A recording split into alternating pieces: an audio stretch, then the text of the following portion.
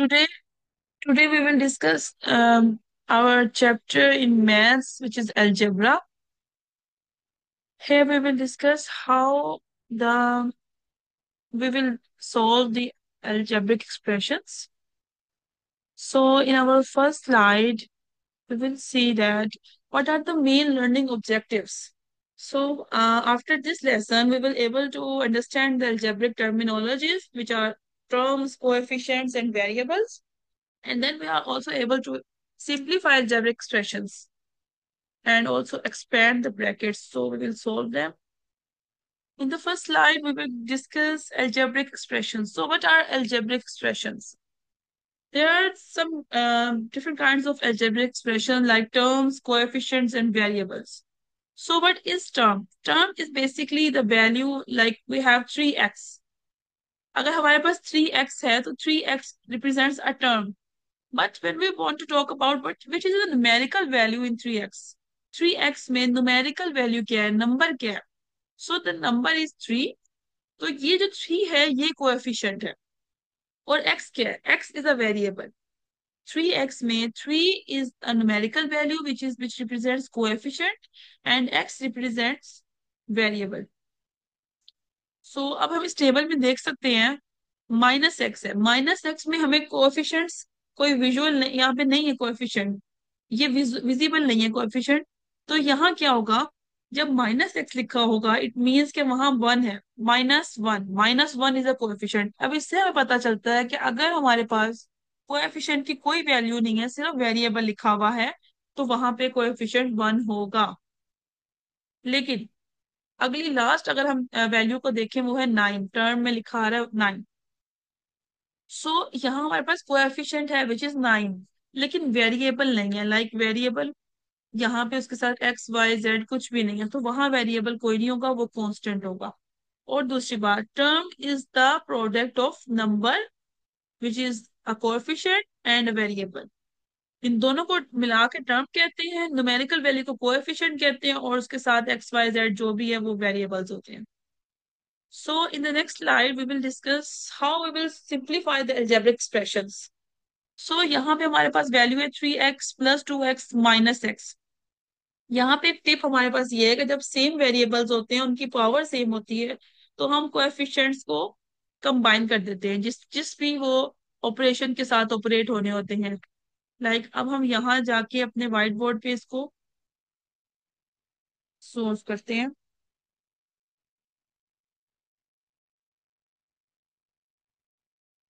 तो हमारे पास क्या वैल्यू थी, 3x plus 2x minus x. तो अब हम क्या करेंगे, हमारे पास वेरिएबल्स हैं जिनकी पावर सेम है, ये सारे एक्स है, इस पे एक्स की पावर 2 या एक्स की पावर 3 नहीं है, ये सब सेम है। तो अब हम कैसे लिख सकते हैं, हम 3 प्लस 2 माइनस 1 ऐसे लिख सकते हैं, और एक दफा एक्स।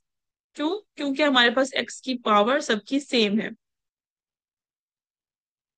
और ये हमारे पास आ जाएगा 4x, इस तरह। Now we will move further. So what is distributive law?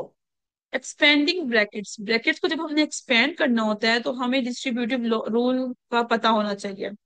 हमें डिस्ट्रीब्यूटिव लॉ रूल ये बताता है कि multiply the numbers outside the bracket with each term inside the bracket. Bracket से बाहर जो नंबर है हम उसको मल्टीप्लाई कर देंगे उस वैल्यू से जो ब्रैकेट के अंदर है। ये हमारे पास डिस्ट्रीब्यूटिव लॉ है। और ये हमें क्यों हम इसको यूज करते हैं, the bracket tells you to distribute the multiplication over addition. हमारे पास जो फंक्शंस वहां प्रेजेंट है, जिस तरह हमारे पास इक्वेशन है, यहाँ मल्टीप्लाई भी हो रहा है प्लस भी हो रहा है, हम पहले इसको मल्टीप्लाई करेंगे अपना डिस्ट्रीब्यूटिव लॉ लगा के। तो ये क्वेश्चन हम वहां जाकर सोल्व कर लेते हैं।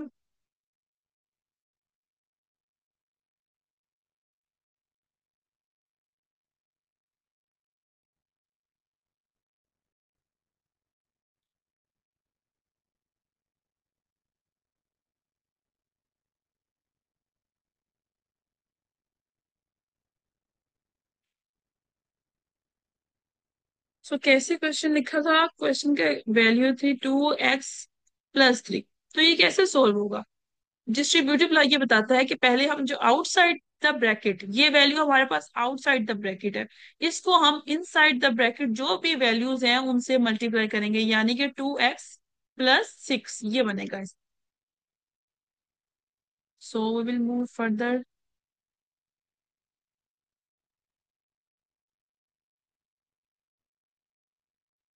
This is a past paper question, and past paper question हम सोल्व करेंगे कि x-3 का होल स्क्वायर, यहाँ पे हमारे पास होल स्क्वायर आ गया।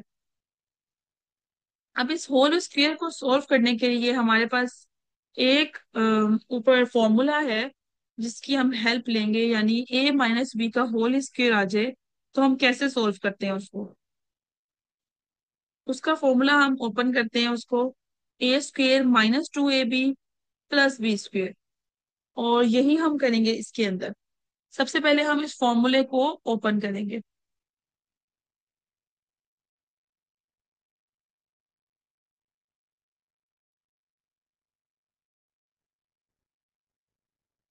तो जी, ये हमारे पास अगला क्वेश्चन आ गया है।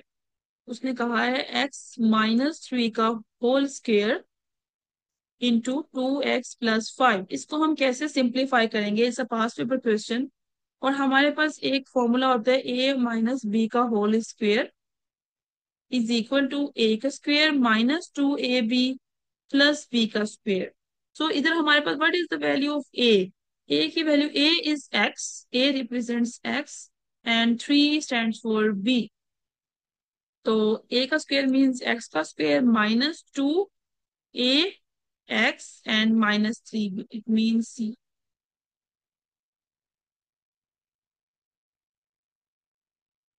means ये बन जाएगा 6x + 9। अच्छा जी, अब हमने क्या करना है, ये हमारा x-3 जो है ना होल स्क्वायर, ओपन किया है हमने इसको। अब हम आगे मूव करेंगे। हमारे पास नेक्स्ट वैल्यू जो हमने मल्टीप्लाई करनी थी वो थी 2x, इसके साथ हम इसको मल्टीप्लाई करेंगे 2x + 5 इस वैल्यू के साथ। सो अब हमारे पास क्या आ जाएगा, हमने ईच टर्म को मल्टीप्लाई करना है और हमने ऐसे लिखना है x²। पहले हम ये जो x² है इसको बाहर लिखेंगे और यहाँ लिखेंगे नेक्स्ट 2x + 5, देन -6x, और वही वाला bracket 2x + 5, then +9, and then again we multiply 2x + 5। इस तरह हम हर टर्म को मल्टीप्लाई करेंगे। So the answer is x² × 2x, 2x³ +5x² -12x² -30x, then +18x +45। ये वैल्यू आ गई है जी हमारे पास। अब हमने क्या करना है, हमने इसको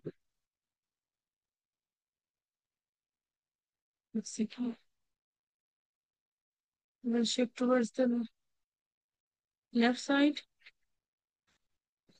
अब हमने ये करना है, यहाँ हम लिखते हैं कि जो हमारे हमारे पास इस तरह वैल्यू आई है 2x³ +5x² -12x² -30x +18x +45। सही हो गया। अब हमें ये करना है कि जो हमारे पास लाइक टर्म्स हैं हम उनको एक तरफ लिख लेंगे, like we have 5x², 12x²। 5x² -12x² is equal to क्या बनेगा जी, ये बन जाएगा -7x²। ये हमारे पास, इन दोनों को सोल्व कर लिया हमने, ठीक है जी। उसके बाद हमारे पास ये भी x है and this is the same powers.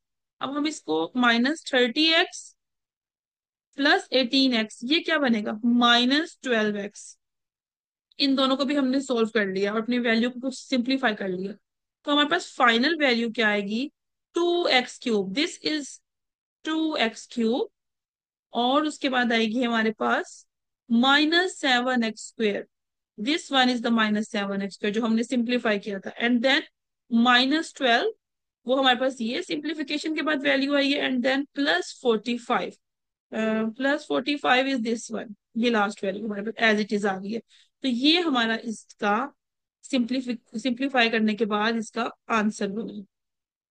सही हो गया। So this is the answer. Okay ji.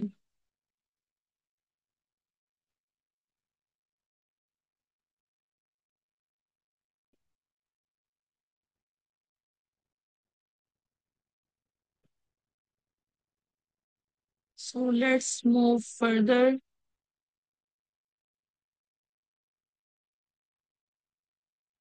Okay जी, ये भी सॉल्व द इक्वेशन, ये इक्वेशन हम आपने सॉल्व करनी है, ये very, this is very easy question. Move further. Hmm ये हमें फॉर्मूला बनाना है। इस पास पेपर क्वेश्चन वो कहता है कि हमें make Y the subject of formula. Y को हमने फॉर्मूला बनाना है ऐसे कि वाई की वैल्यूज फाइंड आउट करनी है। तो हमारे पास क्या है जी, a² = x² + 2y²। सबसे पहले तो हम y को एक साइड पे लेके आएंगे और बाकी सारी वैल्यू हम एक तरफ करेंगे। सो यूज आवर वाइट बोर्ड। अच्छा जी, हमारे पास वैल्यू आ गई है h² = x² + 2y²।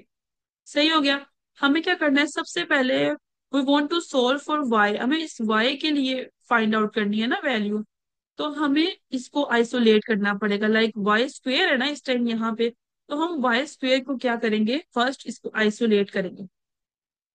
h² के साथ हम -x² कर देंगे। पहले हम सबसे पहले x² को दोनों तरफ सब्ट्रैक्ट करेंगे x² को। यहाँ भी x² आएगा, -x² आएगा, +2y²। जब हमने किसी वैल्यू को खत्म करना होता है तो हम ऑपरेशन दोनों तरफ करते हैं। ये वाला तो यहाँ से कट हो जाएगा, ये आ जाएगा a² - x², कैंसल आउट हो जाएगा, और ये आ जाएगा 2y²। ठीक है। अब यहाँ y एक साइड पे आ गया, लेकिन अभी 2 है हमारे पास। तो इस कोएफिशिएंट को कैसे खत्म करेंगे, ये 2 यहाँ मल्टीप्लाई हो रहा था, यहाँ जाके ऑब्वियसली वो डिवाइड हो जाएगा। a² - x²/2 is equal to y²। अच्छा जी, अब हमने क्या करना है, हमने स्क्वेयर रूट लेना है इसका।